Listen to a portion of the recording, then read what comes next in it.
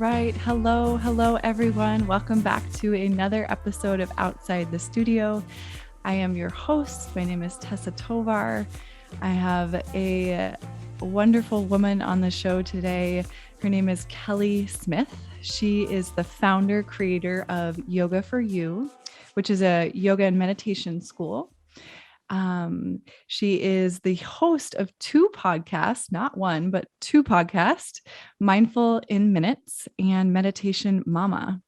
She's also obviously, well, maybe not obviously, a fellow yogi. So I'm really excited, Kelly, to have you on the show. I want to chat with you about so many different things. And I'm really curious. I'm always really curious. And maybe this is where we start about your origin story. Like, what drove you to this path of yoga and meditation? How did you find it? Yeah, so I found it kind of the way that a lot of people find it, which is I initially found yoga because I wanted a good stretch. Mm-hmm. I am a reformed Savasana skipper. So I used to, when I was young, we're talking like 14, 15. So like my mom would drive me to yoga class and I was an athlete. So I was doing it as cross training for my sports, but I was very much just I'm here for the stretch. I'm here for the workout. As soon as we hit that mat for Shavasana, you better believe I'm rolling up the mat and sneaking out the door to probably go run on the treadmill or something, do something worthwhile other than just lay here and do nothing. So that was my first, I guess, dipping my toe in the yoga waters. And it's so funny now because I now pretty much just teach like restorative yoga, yoga nidra, meditation, and like singing bowl type work, which is like long shavasanas. But so I first discovered it as cross training for my sports, there for the stretch, there for, the workout.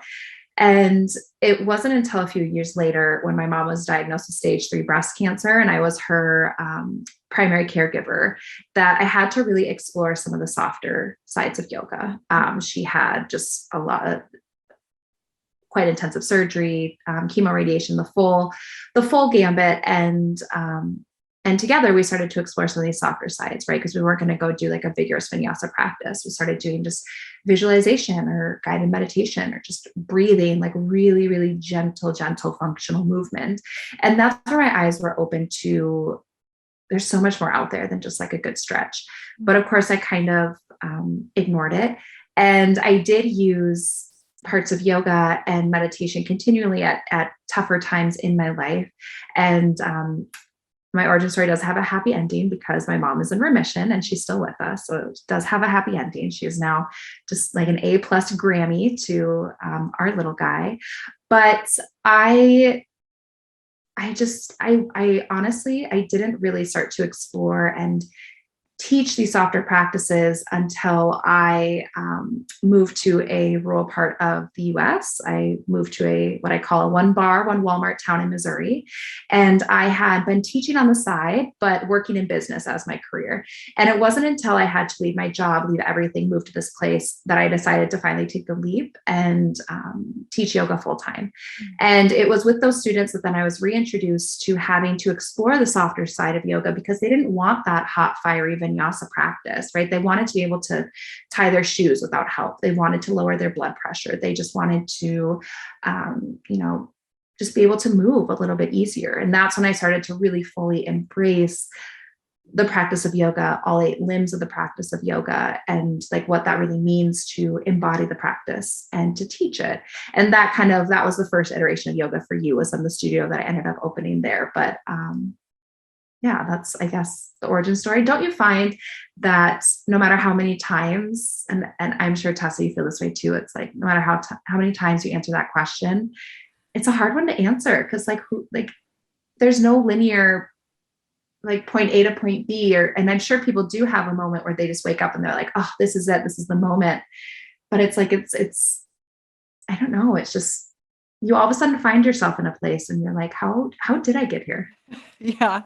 Yeah, that's so insightful. I love that question for that reason, because we all have such different experiences and paths and journeys, and they're not linear. I don't think it's meant to be. I think it's meant to be many Something I was thinking about, this relates, something I was thinking about before we jumped on today and started recording, is this decision paralysis that I experience in my life in a huge way. It's like a theme for me. So it feels like a big lesson. And as it relates to creating a journey or going on this path for myself, building a podcast and building a platform as a fellow yogi, a health coach, and author, all of these things, I often find myself at these forks in the road. It feels like actually I'm always at a fork in the road, and I drive myself crazy because I can see pros and cons from both sides. And it feels like an impossible decision. How would I ever make the right one? And so I always have this conversation about what is the right choice. And then, that's very much like my ego trying to figure out, all of the things, the accolades, whatever it is that I'm trying to decide. And then there's a softer side, which is like, well, maybe there is no right decision. Maybe it's just a series of experiences, and you can't always see, you can't always see the light at the end of the tunnel or the result of where you're going, but you're definitely going to learn something along the way. And maybe you're going to end up where you need to be, regardless of whether you turned right or you turned left. So yeah, I don't know. I mean, I think I'm trying to remember if I've ever spoken to anyone who was like, yeah, I woke up one day and I knew, like, this is the path for me. I hear stories about it, but I don't think I've ever actually spoken to someone who had that visceral experience of being like, this is how I decided. I just knew. It was like a light bulb moment. So have you spoken to anyone that has? No, but I think so. There's definitely moments. I mean, I can only speak from my own lived experience, but there's definitely moments where like I do feel like I was like, oh, like this is definitely the point when I felt like inspired to do this thing, or I knew I wanted to pursue this thing. But to me, that's different than like when I actually took the action to do it. And I think that we can sometimes be like, yes, that was the moment, or that was the experience, that was the thing that maybe started me on this path, or, in that trajectory. But it wouldn't be until later, or, after having the inspiration, thinking about it, that then like I would actually take the action. And I feel like when you look at someone's origin story, like those are usually kind of two different things, of like the inspiration and then also like the action that then starts the journey. And so I've never really spoken to anyone that was able to kind of have like inspiration and action at the same time. I think sometimes you have to get the inspiration, or be like, because I remember when my mom was sick, we kind of had this moment, and I was just kind of, leading a couple like gentle movements, and she was like, you should like teach this. And I was just like, Mom, that's not like a real job. I mean, I was like, I was like 16, and I was like, Mom, that's so silly. Like, I can't just teach yoga. I have to like go to college and get a degree and, check all these boxes. And so even if like I thought about it and was like, yeah, that would be really cool, but I was like, I can't do that. That's not like a real job. That doesn't necessarily mean that when you first think about it, or you get inspired to pursue a path, that will also be the time when you start taking those steps on that path. Yeah. Well, and I think it's an interesting, it's kind of parallel to my path. It sounds like what you went through the whole, it sounds like corporate America, you had a business job, and we're doing the part-time teaching. Like eventually you started to go down that path. And did you realize this is what I want to do full time? How did that inspiration and action turn into yoga for you? Yeah. It's, as many things come, it came from a place of necessity. And I, I did, right after I graduated college, I did my 200-hour teacher training, because there's a studio in town that I just loved. I really enjoyed. I've been doing a lot of like practicing. And again, like I was just sort of struggling in a few different ways, as many are, of like, what do I want to do with my life? You graduate college, you have this piece of paper, and you're kind of like, okay, now what? And so I was like, okay, well, they're doing like a summer intensive teacher training, like that, sounds great. I want to do that. Even if I don't know what I want to do going forward, I want to do this for me. So I did my 200-hour teacher training. But again, I had this like, just this idea in my head that like, being a yoga teacher either wasn't real or wasn't like, I don't know, good enough or like ambitious enough. I had this like idea in my head of like what I guess like a successful woman looks like. And it wasn't someone that just was like, oh, I just got this college degree and, worked hard in this and like got this accolade and that. And so I'm just going to go like teach yoga. And I think so much of that was because I was still listening to a lot of other people. And I think kind of this unspoken thing around me was that I was like absorbing almost other people's judgments of becoming a full-time yoga teacher and like what that meant. Like, was that quote like a real job? And then it wasn't until my then boyfriend, now husband, he moved to that small town in Missouri. And so I was only teaching classes like on the side, like for fun, right? I had my job that like paid my bills and I had like my yoga teaching that kind of like filled like my fun and like my cup and like my soul. And, I'd always thought about it, but was never brave enough to like go against the grain and be like, yeah, I'm going to do this. But we moved and I had to leave my job and my husband was in school all the time. So I never saw him. I didn't know anyone there. I was like alone. I was really struggling. And I was just like, there's nothing, there's no one here. I felt like just like an alien because we were living up here in the Twin Cities. And we moved to this tiny town. I was like, what is this? And I realized that after a few days of really having a pity party, that this potentially could be the opportunity to do what I wanted. I genuinely had a clean slate and I didn't know anyone. I didn't have a job down there. I didn't have any friends down there. I had nothing. I had my dog. That was it. I had the dog. And so Mila and I were like, you know what?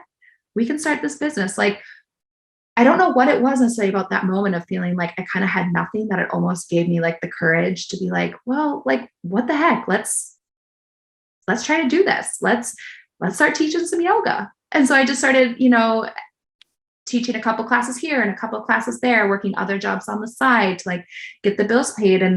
And because my husband was in school and I was the sole provider for my family for quite a bit of time, Yoga for You in a way was built out of necessity. And so then I started teaching more classes and teaching more and then taking on private clients, and then feeling like, oh, I need to level up my teaching because, I'm getting more experience, but I want to have like more knowledge. And it just kept going and going. And we moved several times. We've done like 4 or 5 moves in the last like 6 years.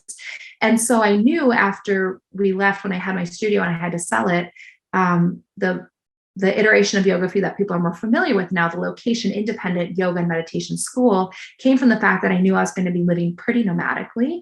And so that's when I started my podcast, so I could teach my students back in Missouri. I could still lead meditations, but I could do it in a way that, to me, a podcast made sense. So they could just hit play and listen to my voice and get a guided meditation. That's when I started doing like retreats, other places, or doing pop-up trainings. And so I think for many people, you kind of come up with not only some of your best ideas, but some of your, most innovative ideas out of necessity. And so I was kind of at this, like, sink or swim moment. And so I just decided to go for it. So in your experience as a teacher these days, do you get people coming to you that kind of have that same fork in the road question, how do I know if I'm ready to do a yoga teacher training, or that kind of, I don't want to say midlife crisis situation, but like the conversation with yourself where you're like, well, this job is not fulfilling. I want a career that feels more in alignment with my purpose, or feels more connected to the essence of my soul, or something along those lines.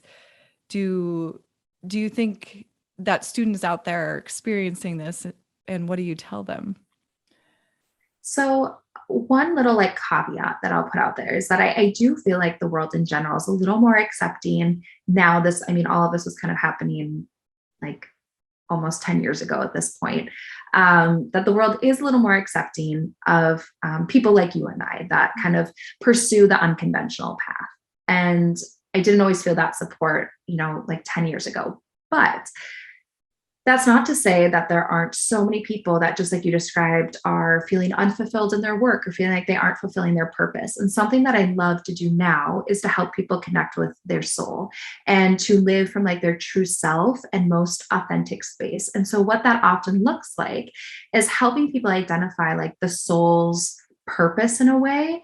And I do try to tell people there may be a difference between your purpose and your profession. I think we sometimes think that we must embody our purpose through our profession. And I don't think that's true for everyone. It's something I feel very fortunate to be able to do. But I think that for some people, especially now, like that I'm exploring motherhood, for many people, they feel like their purpose is being a parent or a caregiver, or their purpose is to bring joy to people or whatever it is. That may not always be the same thing as your profession. But if you do feel like you're in a profession, like you're describing, somewhere you feel like it's kind of just like soul sucking, it's not right for you, like I always encourage people to think about, one, like what are you afraid of and what's holding you back? Because there's always something there that we're always afraid of something. There's usually something that it's usually ourselves that's holding us back. And I also encourage people to think about what do you want? What do you truly want? And that's such a big question. That's so hard to answer, but it's so essential for so many things. Like think of like, what do I actually want? And I usually encourage people, and I think many people can find this frustrating, but like, but what do you want? And I'll tell them like, I don't think I can answer that question for you, but what do you want? Mm-hmm. And I think that can be a really challenging, frustrating question for some people, because then you have to go in. And so someone's, considering a yoga teacher training, or they're thinking about pursuing being a meditation teacher, or, even starting a podcast. I'm sure you get that question a lot too. Like, oh, should I start a podcast? I'll be like, well, I don't know. Like, do you want to start a podcast? And I usually encourage people to dig a little bit deeper as to like, why am I considering these steps? And I thought about this when, you're talking about your like decision fatigue. And I was just thinking, I don't know, I was thinking about you in particular. And before you even said it, I was like, well, there is no right or wrong answer. It's like, but what do you want? And I think we often can be thinking about steps like D and E when we haven't even started on like step A. And so if we just start with like, but what do I want? And you start from there, then that's like building that foundation. And then you can sort of, continue to take steps down the road. Yeah, I love that. And I also appreciate the connection with the soul. And well, there's so many things I appreciate that. One, I do agree with you 100% that our purpose doesn't always have to show up in our lives as being our profession. I think oftentimes I know I've been guilty of this so many times, and I forget it. Like I need a reminder. My passion or my purpose in life does not need to be what pays the bills. It doesn't need to be my profession. And for me, like you, it happens to be right now. And I knew that if I didn't try this, I knew 100% that if I did not try this for myself, that I would regret it. So it's kind of like an experiment at this point, and I'm enjoying it and I'm having fun, and I'm learning a lot. And then there are moments where I'm like, oh my God, maybe I should just go get a desk job. So yeah, I don't want to paint the picture that's like all roses and butterflies all the time, because it's about how it takes a certain amount of grit and determination, because in essence, this path is an entrepreneur path to really kind of sell yourself, I guess, in a way. And there's just so many different ways to do that, and not losing sight of the reason why you started out on this path. So again, that's like the other layer you mentioned, peeling back the layer of what's the motivation behind the why, understanding who's driving the cart here. Is it the ego for the accolades? That's okay. I think that there's a healthy amount of ego, but can you stay grounded in it? Can you stay connected? And does that come from this understanding or clarity and connection with the soul, so you don't lose yourself in if and when, the success or maybe the fame or whatever comes, you don't lose yourself in that. I think we see that, especially in this industry right now. At least I'm becoming aware of all of these people who are kind of like these fallen gods, you know? So we look up to them as teachers, we put them on pedestals, and then they have these human moments where something like an affair happens, or there's some sort of manipulation with a student. And we're like, do you experience this where it's like, oh, wow, is this whole thing a lie? Mm-hmm. And what am I even doing here? And what do I even believe in? And so it's, to me, those are moments where it's like, okay, let's press pause, let's get still, let's check back in with the soul and understand the why behind what it is you're doing. That's how we stay grounded in our work, our purpose, whatever it is we decide. Yeah, that's such an interesting perspective. And I've genuinely never thought of it that way. I think when I see like situations like you're describing, so a couple of thoughts that come to mind. The first one is when I see something like that, whether it's, like someone that's kind of fallen from grace, I try to, and I say this in a way of not excusing bad behavior. I think for many teachers, we do want to put them on a pedestal, but we also have to remember that teachers are still humans, and that they may be farther on the path in some aspects, whether it's their knowledge of like a certain practice or a certain discipline of yoga or meditation, whatever it is. They are still humans. And again, that's not to say that that gives them a pass for bad behavior. It definitely does not.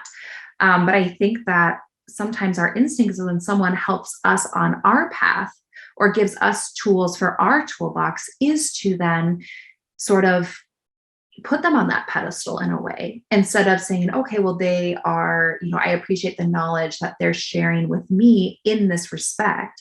And I do think that's where sometimes you can get in some tricky water when you really sort of put these teachers on a pedestal and in kind of this like almost like guru realm. Mm-hmm. And instead of just recognizing that they are also humans and innately flawed, as we all are, and they're on their own journey and their own path, we're on our own journey and our own path, and they may help you in some respect, but to also remember that they're humans and it's unfortunate, but they make bad decisions. Or if someone is, I talk about this a lot when I do, teacher trainings, like if someone's doing something that's making you feel uncomfortable, doesn't matter who they are, that's not okay. Whether it's, your teacher or your student, whatever that power dynamic looks like. And that it's important to remember that it doesn't matter if this person is your teacher or not, like that you need to kind of keep those boundaries. You need to keep yourself safe. You need to kind of keep yourself grounded and connect with, what feels right and wrong to you, and to honor that. And when you were kind of describing, how you feel when you see something like that, I often kind of feel like those moments of like, oh, what do I even believe in? Or like, what is this? Is anyone, like real in this? Is when I see a lot of people, particularly in yoga, acting in a way that's very unkind, whether that's like, for me, I've seen it a few times in like working for yoga studios in which maybe the yoga studio owner is a teacher and, they preach one thing, but then behind closed doors, like they're treating their staff a different way, or they're acting in a way that is very unkind and very hurtful.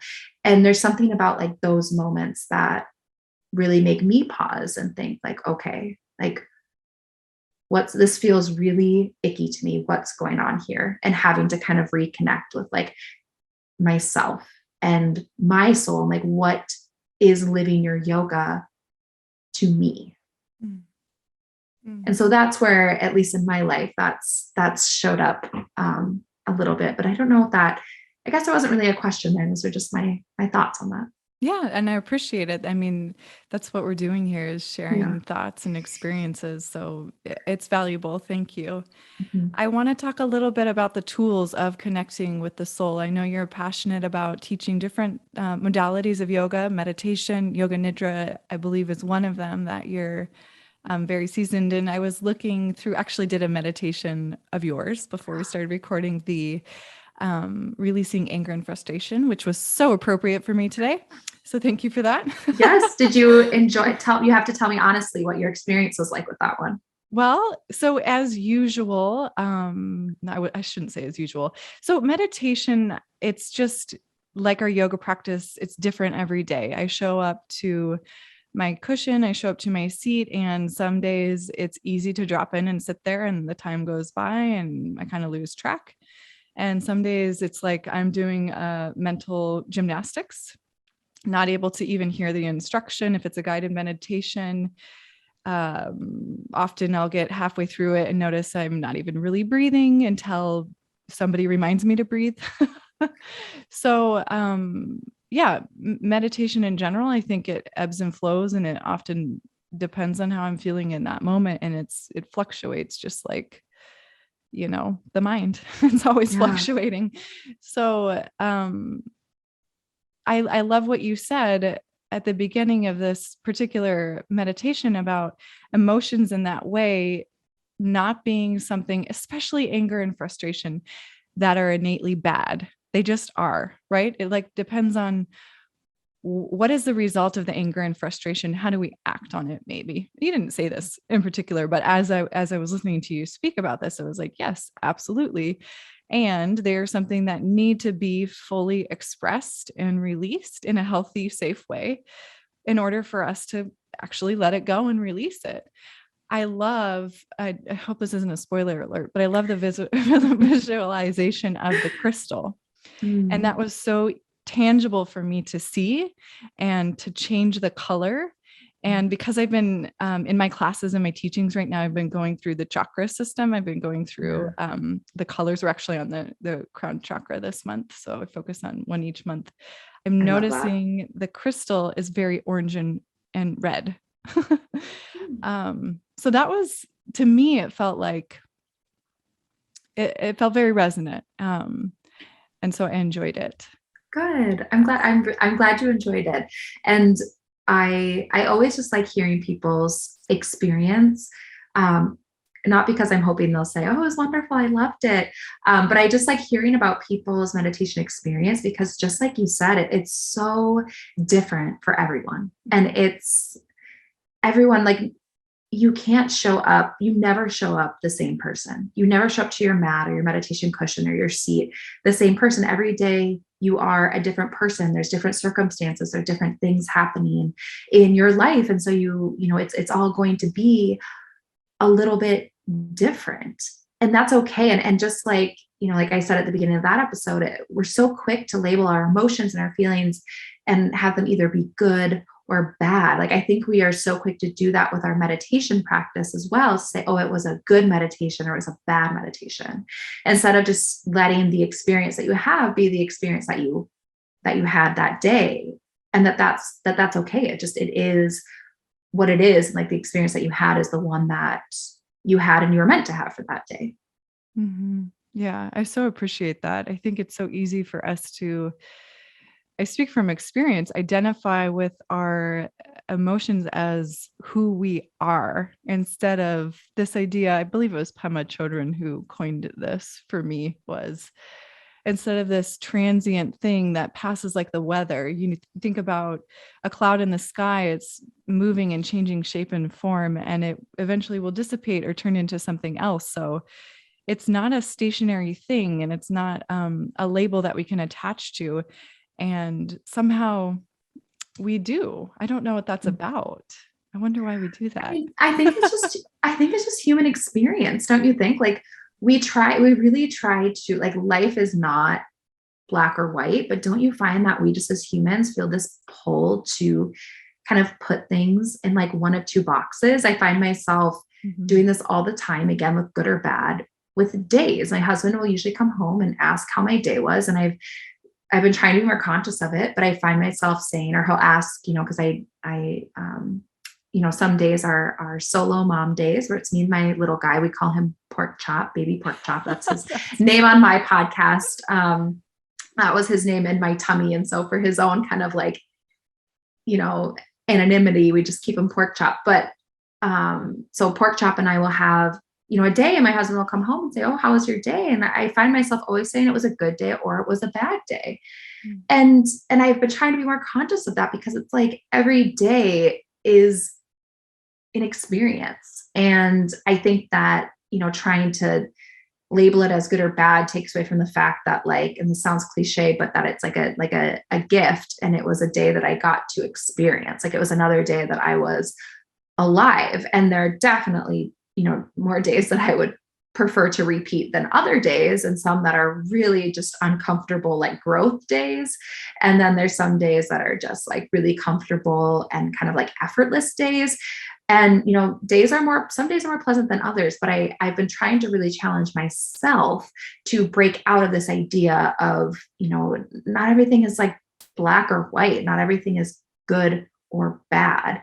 And I think it's just a part of human nature. And I don't know if it's like I think it's our brains, like that logical part of us that always wants to make sense of things, that is always trying to like categorize. Mm-hmm. Yeah, I think so too. I mean, trying to create some meaning out of what seems sometimes like meaningless chaos. I mean, you think about, I could go down that road if I think about all the suffering in the world in so many different perspectives, so many different ways, but I don't know that that's necessarily helpful either. Not that I want to bury my head in the sand about suffering, but I think there's a certain point where you do the best you can, and that has to be enough, you know? Mhm.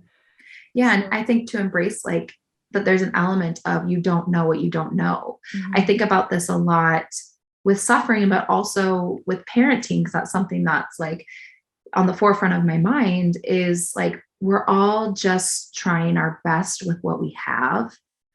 And I try to just, I guess, embrace that. And sometimes I find that the world of parenting can be one that can be hard and a little judgmental in a way. mhm. Like, a lot of people have a lot of opinions of just the parenting choices that you make. And there's always someone, you can pick any kind of parenting topic, and any parents, listening, I'm sure, no matter what you do, people will have opinions either pro or against. And a lot of people feel very strongly that what they did with their children was the right way.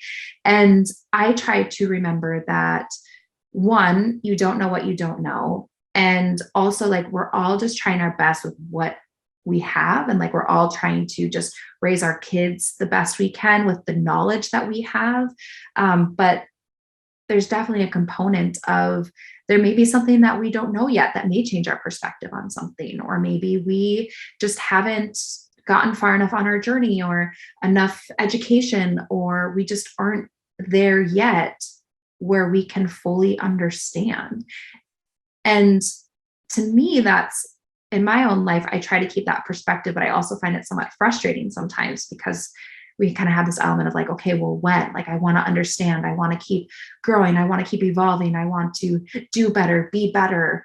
And I do think that there's an element just in our lives of patience that we have to appreciate in a way.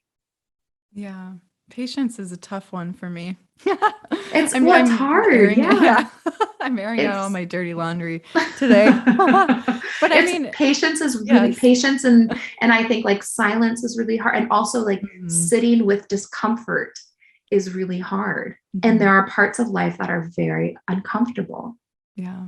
And we sometimes just have to exist in those uncomfortable places. Yeah. Well, and I think this ties it back to the conversation of yoga, these tools, meditation, nidra, the 8 limbs, the idea of asana to prepare for meditation really relates to how do we create the space for ourselves to move through these experiences that are challenging and uncomfortable and feel icky and feel like, wow, I need some extra support here. I mean, these are the tools that I time and time again fall back on. So I'm wondering, with that in mind, and also with the caveat that I understand you have an infant at home, so this is probably going to be um, like a different answer than you might normally give. But I'm wondering what if you have a daily ritual or a daily practice of some sort that keeps you grounded or that helps you through these human moments. Mm. It's funny because I think many people would expect me to say like, oh, ever since, I've had a child, it's so hard to like fit these things in, and life is kind of chaotic. And don't get me, I mean, life is very chaotic. That's not, for everyone listening, you didn't see me, being on the Hot Mess Express train for a little bit, showing up to our call like a few minutes early and, plugging in my mic and all of that. Like life is chaotic, but I have really started to embrace the small kind of daily rituals since becoming a parent, because now I want to not only take care of myself in a way that honors my body and mind, but I firmly believe that like a well taken care of, like for me, mom means a well taken care of child. And I think it's really easy to feel like you're constantly pouring from an empty cup. And although it does feel like some days there's maybe just like a few drops of water in my cup, like, and that, but I actually, and this has even surprised me, is that I've really incorporated some more daily rituals and care into my everyday since becoming a mother, at least the last kind of like 6-ish months of now almost a year of being a parent. But so what I like to do is daily gratitude, and quick, easy, simple daily gratitude. That might be putting my son down for a nap and just looking at him and just being grateful for the fact that, he's there, and I really wanted to be a mom. And I feel really fortunate that the universe, is letting me have that experience. It can be, sometimes I have gratitude for the dog, of just like, you're kind of our glue around here. Like life is chaotic and like, you're just so good and so sweet. It can be gratitude for the fact that I'm alive. Like I try to just have a little bit of gratitude for something, even on like the toughest, hardest days, even if it's just, I'm grateful that this morning, the universe decided I would wake up and that I would have another day of life. I have been trying to do just like 10 minutes of meditation every day. It doesn't happen every day. But I try to. And if I can't do that, I try to do like what I call kind of like a sacred pause, which is just like a minute or two of silence and stillness to just be, and to usually really check in with like, how am I actually doing? What's actually going on right now? And so for me, bare minimum is like a moment or two of gratitude and like 1 to 2 minutes of silence and stillness to be like, what's actually happening? And then best case scenario, we're getting like a 10 to 15 minute meditation practice. And for me, a little bit of like fun, and that can look like anything. You could, of course, this is like, for you and I, this is fun, like playing singing bowls, or like, listening to a little music, or being like, oh, let's pull some oracle card, that kind of like fun, like woo woo yoga teacher fun. But I believe that fun brings a lot of lightness to the soul. So in a best case scenario, we're meditating and having a little bit of fun with something. But on the really tough, wild, busy, tricky days, it's like just gratitude for even just being alive, and like a 1 minute like sacred pause. I love the sacred pause. Yeah. The I ability. love it first in the morning. If you're not doing it, so Tessa, you should try this tomorrow morning when you wake up tomorrow, even if I don't know if you wake up with an alarm or not, but whenever you wake up, before you look at your phone, before you do anything, take like, you won't be looking at your phone, so I don't know exactly how long it is, but like 2-ish minutes to just like savor, especially if anyone's listening, they like to wake up really early in the morning, like that, when it's still dark, it's quiet. Like mornings used to be, I do still like mornings, but they're totally different when it's like you're when you get woken up and are immediately like, you have to start caring for a baby. But my pre-baby days, like I'd wake up early, like the sun may not have risen yet. It's dark, it's quiet, everyone's still sleeping, like just savoring that stillness for like a minute or two. There's something about it that's just like really special and a great way to start your day. Yeah. I think morning is probably my favorite time of day. And I definitely, that's when all of my rituals come into play. I'm like, yeah. And if I don't do it, and it doesn't have to be in that exact way that I have my ritual, but I kind of at least like to go through and do everything, even if it's out of order. And if I don't do that, what's it's your like, ritual? I like to hear about it. Yeah. So I definitely try to stay off my phone until I have read my book. I'm always reading a novel. I love reading. That's probably what makes you such a strong writer. Yeah, maybe. I definitely feel passionate about it. It's just, there's something about diving into a story that allows me to relax and forget about myself for a moment that I find so therapeutic. And I also learn so much. I feel like I've learned so much about the world and the way human nature works through characters in a story.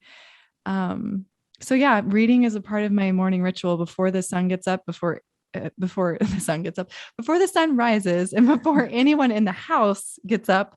It's just me and the animals, and I'm making my coffee and sitting on my couch, and the animals, like they all come gather around me. I feel like Cinderella some days, the cat sitting on my belly and one sitting next to me and the dogs at my feet. That And sounds so nice. it's lovely. It's so It lovely. sounds Even wonderful. on a rainy day, like it's just kind of romantic, right? And so I'll give myself, even if it's just 5 minutes, I'll set a timer and I'll read for 5 minutes. And then some days I have the luxury of like 10 minutes or even 30 minutes of reading. And so that is my most precious morning ritual. On the days when I'm really dialed, it is journaling, it's getting on my inversion table. Ooh. Yeah, I want to come. I want to come visit you and like. please do. Oh, I yes. want to wake up, at the crack of dawn and be journaling at inversion tables and readings with animals. That sounds lovely. It is, but there's the flip side to this is that so I've always been a morning person. I'm an early bird and I'm exhausted by like 7 p.m. and my husband's a night owl. So we've negotiated our lifestyle so that it works for us now, but for many years that was challenging. And so there's kind of an essence of like, oh, well, am I missing out on something at night? I went through that phase and now I'm like, oh, but it's just not worth it. I feel so much better when I wake up naturally. And to answer your question, I often, gosh, I can't remember the last time I slept until my alarm clock went off. Maybe like 3 years ago, I just naturally wake up and I just love that. Waking up to an alarm clock jars me. I think it activates my nervous system a little bit too much. Yeah. So yeah, morning rituals are my favorite thing in the world. Lovely. Sounds lovely. I'm curious what you say. So I know you teach meditation often. What would you say to the student who is just beginning on this path and wants to create a meditation practice that actually sticks? I love this question because something that I really kind of aspire to do, especially like with my podcast, is to help particularly that person that just wants like simple, grounded, like real tangible meditation. I think, if you want to go to a different planet via meditation and spend an hour every day doing that, you absolutely can. You won't find that on my podcast. Not that I don't find that intriguing, but one of my biggest, I guess, a few of my biggest tips for people that are just starting and they really want it to stick or they're just dabbling is I always tell people, I like to debunk a couple of myths. And the biggest one is you have to spend a lot of time meditating every day. You don't. So studies show us that anywhere from 8 to 12 minutes a day is enough to get the physical, emotional, and neurological benefits of a meditation practice. So I always tell people 10 minutes a day, right? Just go right in the middle of that, 10 minutes a day. And it doesn't matter how busy you are, somewhere we can find 10 minutes a day. Even if that means like 10 less minutes of something that's not serving us, like scrolling on your phone or whatever your vice may be, right? 10 less minutes of that.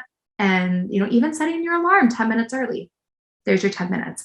And I usually encourage people to do the first 10 minutes of the day or the last 10 minutes of the day, only because, and this is something that I deviate now from a little bit personally, because I usually do like the first nap time of the day. But for most people, the only consistent thing in your whole day is you'll go to bed at night and hopefully wake up in the morning.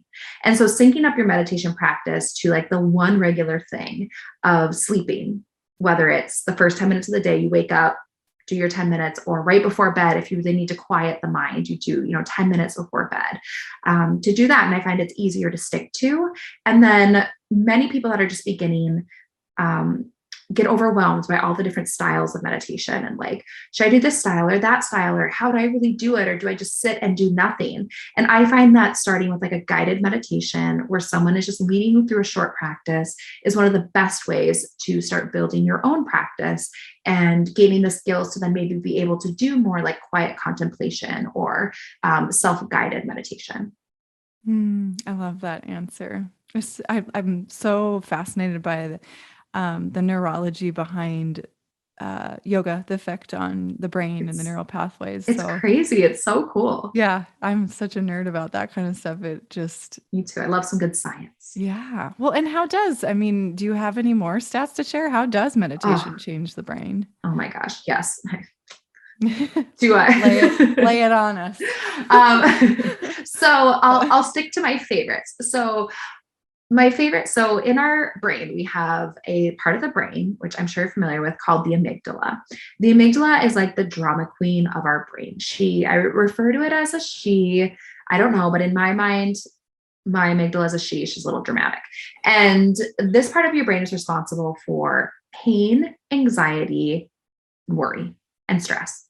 And over time, we as a species have started to get larger and stronger amygdalas because, as we know, our brains can change, this idea of neuroplasticity. And the parts of our brain that are getting activated, being used more, get bigger and stronger. There's more gray matter, more mass there. Just like if I, was really working out my arms, I would start to gain more muscle mass there. Same idea with our brains.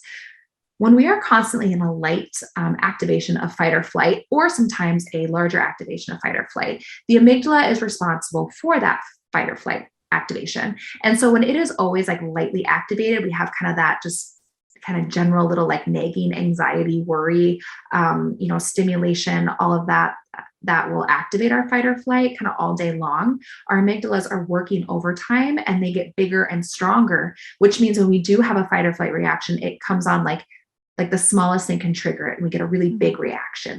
That's where we know that people who have chronic anxiety have a larger amygdala.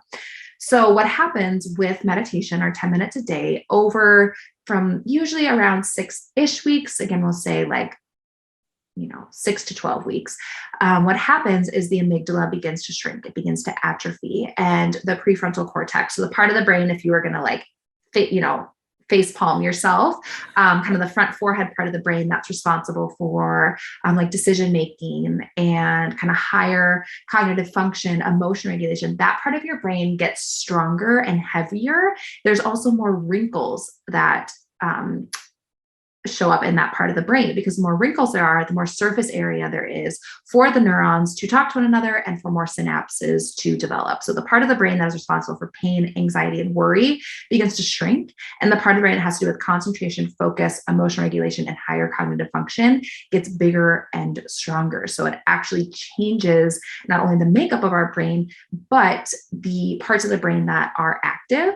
And another one of my favorite, I guess, brain changes is that meditation makes it so that the parts of the brain that are being used in like particular tasks, those that meditate, they find that instead of a more like scattered pattern, like what you might see if someone's trying to like multitask or is like a little bit distracted, when they sit down to do tasks, they get more focused in the area of the brain that's needed. So it's like the activity goes from, scattered in a few different directions to like, boom, really being focused in like the area that's needed for that task. So it actually trains your brain to be able to focus better and to like focus the neurological activity where you need it. Oh, there you have it, people. I bet everyone is just like, okay, mindfulness in minutes. Play. Let's go, Kelly. Guide us. It's really incredible. And I think there's so many ways that meditation makes us feel good, which is great and wonderful. And I don't want to take away from that. But for me, and it's always so funny because like I'm a yoga and meditation teacher and my husband is like an ICU doctor. And so we sometimes have like just some interesting like conversations, and we both have like a really healthy appreciation for sort of this idea of like science absolutely matters, but also like if it feels good and like it's working for you, it's working. So I think it's important that like there's many ways that meditation makes us feel good, but I also love to give this space and like the respect that like good old science and like neurology deserves. Like this stuff is actually changing the makeup of our brains. And 10 minutes a day is not that much to have like an actual brain altering practice. Kelly, I love this. Oh, so good. Well, I think I have my New Year's resolution set. Rededicated meditation practice for sure, because the data, the science is there. Does your husband meditate? What does he think about No, this? he's not very good at keeping a consistent meditation practice. He appreciates the value of it. And when he does it, it feels good for him. But I think that where he and I are a little bit different, and you can appreciate this. Anyone who's been in a partnership can appreciate this, right? But it's just, I don't know. I don't know what it is. There's just a component of I love it and it's a priority for me. And I think that for many of us, the priority to, carve out those few minutes, it's just not as high on our priority list, or that's just not the way that it's not his first choice of decompressing. But I do think in particular, the type of personality that gravitates towards like medical school or more of like a type A personality, like if I could gift them the gift of a 10-minute meditation practice, I think everyone can benefit from it. But I think if you're particularly someone that works in a really high stress environment where you have to be like on and make really high stressful decisions, it can be really beneficial. Yeah. But it doesn't always happen in this household. Yeah. I can so appreciate that. And a quick little story and then one last question, and I'll let you go, Kelly, because I want to be mindful of your time. But so when I was going through my yoga teacher training, I was, we were learning about yoga nidra, guided meditation practice in essence. And I wanted my husband to be my student. I was practicing on him. So I had him lay down, get comfortable. And I was reading through the script for a meditation, and I think we got maybe like 10 minutes into it, and he was sleeping. No, so he that's what my mother does. Itch himself. He started to get really anxious and activated. And he was like, oh my God, I'm going to jump out of my skin. And he like got up and like ran out of the room. And I was like, interesting. And so I decided not to take it personal, but what I find, this was my reaction to it, is because I can empathize with that reaction too. I think there are days when I'm so activated that the moment I do get still, that all of that stress that I'm not paying attention to comes right up to the surface. And that is what I'm aware of. And it's a full body experience. And it's what your nervous system is asking you to address, to pay attention to. 100%. And I can appreciate that so much. And I was actually just recording an episode of my podcast, and I was talking about silence and the power of silence, but also why silence is so uncomfortable. And a big part of it is because when you don't have the distraction, the constant like noise, all the stuff around you, and you're just silent, you're forced to just sit with like your thoughts and your feelings. And that can be like torturous at times. Yeah. Especially if you aren't used to it. It can be just like, oh my gosh, what do I do now? Yeah. My husband would agree with you. I mean, I get it. I'm just kidding. No, I know. You gotta love those, partners. There's something about partnership that it's just like, there's a little yin and a little yang, it's a part of life. Yeah. It's a balance for sure. So final question. What are you looking forward to in 2022? What's bringing you joy as you look into the future? So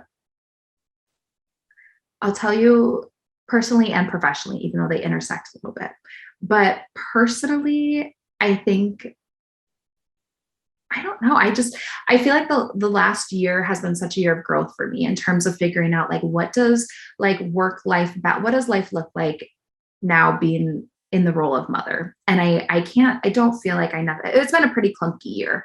And I think that's probably an experience that a lot of people have during any big transition. My husband's still in residency. There's a lot. It's been like just a very like beautiful, messy, chaotic kind of a year. It's been, it's clunky. We're figuring out this kind of new thing, but it's also been, wonderful. And so I'm really looking forward to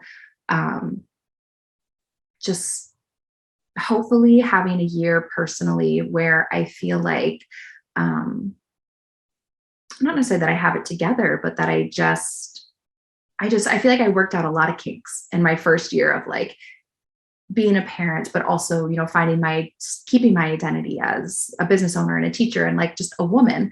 And then I worked out a lot of kinks. And so I'm looking forward to a lot of the things that I've learned in the past year to being able to put them into practice. in the upcoming year. Mm-hmm. And then professionally, I'm looking forward to returning to retreats. So they were on pause for quite a while because of COVID, because of pregnancy, because of baby.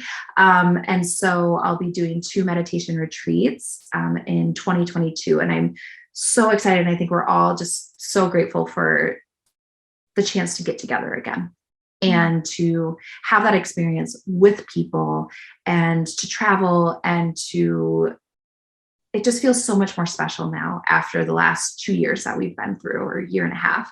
And so professionally, I think doing those is like the highlight. And then personally, I'm just looking forward to applying the big lessons that I've been learning through a beautiful mess of a chaotic year, applying that to the next year. Yeah. Oh, that's a great answer. I'm so excited for your retreats. Where are you Oh, going? yeah, in February, I'll be going to Hawaii. And then in June, I'll be going to Ireland. Ireland. Cool. Yeah, Hawaii. yeah. Amazing. Yes. All of those things. Yes. A little warm escape in the winter, and then some good, green, lush Ireland in the summer. It's all you need. Perfect. What a lovely balance. Well, congratulations, Kelly, on your little pork chop and your year of motherhood, and then returning to retreats and your amazing business. Folks, this is an amazing podcast. I mean, I'm sure we didn't get to talk a lot about Meditation Mama, but I have had the privilege of listening to a few mindfulness in minutes meditations with Kelly. And please head over there, support her. You won't be sorry. And where Thank else can we you. find you? Yoga for You is your website, right? Yeah. So Yoga for You is my business. So yogaforyouonline.com. You could always start there, do a little, click, a little Google stalk on me, if you will. Then on Instagram, Yoga for You Online is my handle. Otherwise, yeah, wherever you're listening to our voices, you can type, mindful in minutes. Or if you are in the pregnancy or postpartum stage, you can type in Meditation Mama, which is guided meditations for that pregnancy and postpartum stage of a woman's life. So if you're looking for meditations to help you connect with baby and to kind of recenter yourself in that changing time, you can find meditations for that there. Thank you so much for showing up and sharing your light with us. We appreciate you, Kelly. Have a wonderful day. Thank you so much for having me.